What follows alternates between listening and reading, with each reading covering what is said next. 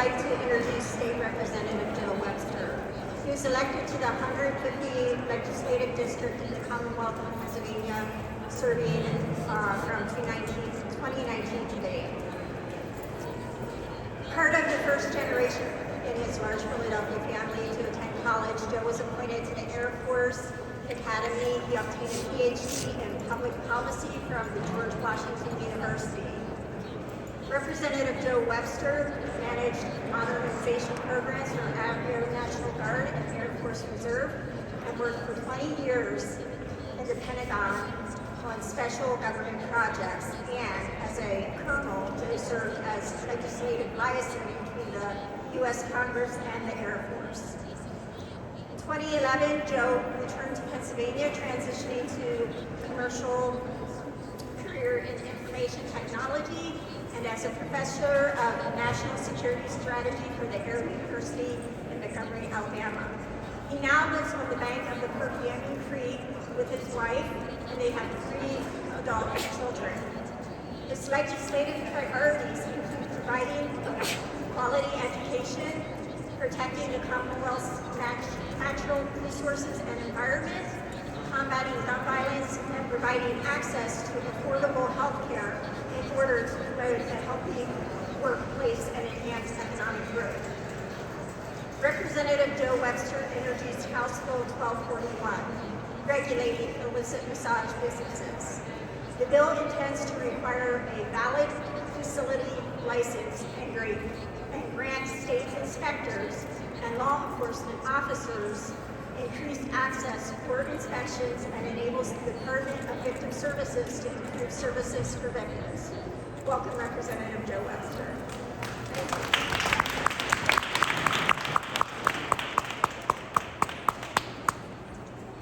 Good morning, and thank you for that. I hear that long list of things. It really just means I'm older than I look. But I appreciate all of you even more so, because while there's a long list of experience in my past, I didn't understand human trafficking at all. And that's really part of the message I'm going to try to talk about a little bit this morning. First, I want to do a couple of things. I want to thank Zanta and Nancy and Amy for pulling this all together, because, as I said, I was elected in 2019. It's been 5 years, so that's my 3rd term in these 2-year terms that are way too short, right? But I didn't get it, and I didn't know about the issue. And so let me recognize one other person, because we share this experience, and I want to make sure we introduce Representative Tom Putz from Cumberland County, who is a co-sponsor of this bill. And we just briefly had a discussion, that you didn't recognize this issue until there was a legal issue, there was a police action, there was something going on in my district, in Thomas district. And then, your eyebrows go up and you start to learn more about that. So it's a little embarrassing to be my age and realize the extent of human trafficking in a modern world, in the United States of America and in the Commonwealth of Pennsylvania. House Bill 1241 does a little piece, right? It's a step I believe, in the right direction to take on human trafficking writ large and to provide some legal protections along the way. And so let me give you the brief summary. Providing for the licensure of a legal term, right? Bodywork facilities, imposing powers and duties on the Department of State, so someone's responsible, and then prescribing penalties so that it's enforceable. That's the essence of what this bill is designed to do. It will establish some prevention for human trafficking in Pennsylvania, methods in licensing and managing illicit massage businesses. And then I think this is a key part of the bill, and then a key part for all the other things we have to do, it provides some better protections to the victims of human trafficking, which are often caught up in the legal, the sting, the operation that might change what an illicit massage business is doing, but doesn't solve the problem when you just create more havoc for that victim of human trafficking. As I said, I had no idea 5 years ago. I could not imagine the extent of human trafficking. And so I wanted to take a second, we have the cameras, we have attention for a moment, we have all of you standing here supporting this issue. Let's go over the facts real quick, because again, I didn't know, I'm not sure that the average Pennsylvanian knows this, that it's estimated in the United States, globally, 20 to 25 million people are victims of human trafficking. 70% of them are women and girls. The U.S. Department of Homeland Security estimates that the profit in this illicit industry is about $150 billion annually.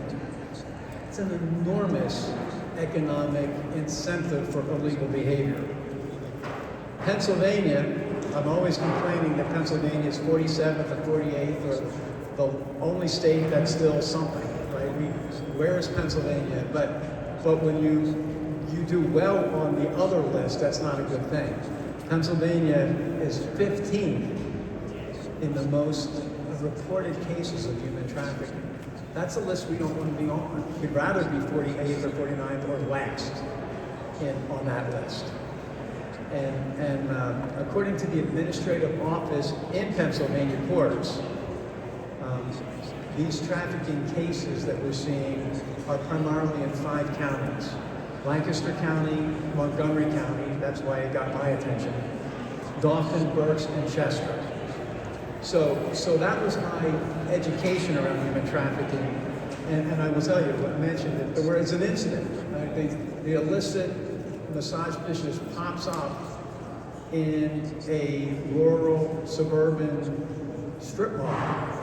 And then there's cars in the parking lot at 2 a.m., right? This is not massage therapy. This is not medical treatment in a licensed fashion with professional trained massage therapists.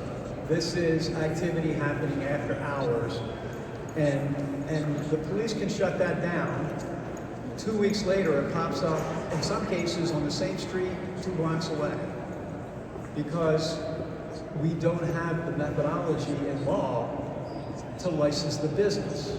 So if the business recreates itself, the individuals who were victim of that whole process pay a price, and the leadership, the business manager gets away. And it repeats itself over and over. So this bill is designed to simply create that license so that a business has to be, licensed, registered, part of the system. It gives the Department of State the power to regulate that, but also the responsibility to do it. And then the third part being, let's make sure we do some of the other things that are required. And I want to take a minute, you see I'm turning pages because there's so much, right? I want to take a minute and talk about the next step, because 1241, it has bipartisan support. It's going to get some attention because of all the things that you've done here. But there's some next steps. So I want to make sure that we talk about what we can do as elected officials and challenge my colleagues along the way. First of all, to say thank you and to recognize Zonta and all of you who set up the tables, all the nonprofit organizations that are really addressing this issue. When you meet with us, when you meet with our staff and educate us, it's enormously impactful. I encourage you to make that part of the strategy, right? Educate myself, educate Thomas, educate our colleagues, and there's no opposition to what you're doing. There's no legitimate argument that we should be supporting human trafficking, right? So So why is it we can't accomplish this? It's mostly about education and understanding, highlighting what this issue is. I'm excited that there are other pieces, and I want you to know that I've been fortunate in Montgomery and Chester counties to meet with anti-human trafficking coalitions, as well as organizations back there, the Laurel House, Mission Kids, and we're getting smarter about the impacts of trafficking, specifically on victims, because I think that's the big next step. I've had the opportunity to meet with law enforcement and encourage dialogue with hospital systems to better understand better how they care for the victims. And I think this is an important part of the messaging. There are systems, for instance, in Baltimore Hospital, that they have a safe center that's sort of the gold standard for how they support victims. And we've had the opportunity to meet with some of their staff and faculty to understand the other things we can do in Pennsylvania hospitals, as well as the legislative things Maryland's done, in addition to something like licensing a massage parlor. So we have a bill here. You've given me a great stage to talk about it. I want to say thank you over and over, and let you know that my goal will be to build the partnerships in the House, across the Senate, and across Pennsylvania, so that you who are dedicated to preventing human trafficking get your day and get a positive outcome in Pennsylvania. I look forward to continued conversations, and I want to highlight right here in Pennsylvania, right, it is our duty. I take it personally, it is my duty to protect Pennsylvanians and the residents of the Commonwealth. And then to make sure, as I turn around and look, you are the leaders, and you mentioned all my military background. Because I'm sort of saying this in a humorous way, right? But I know leadership when I see it, and I look forward to working with you to really make a dent, right? I'm not going to say, end human trafficking. That's our goal, right? We got to do that. But we have the incremental steps. House Bill 1241 is one step. Helping our victims is the next step. And I want to say finally, thank you for highlighting that, getting it through my brain, so that we can educate the rest of Pennsylvania, and then say, let's go.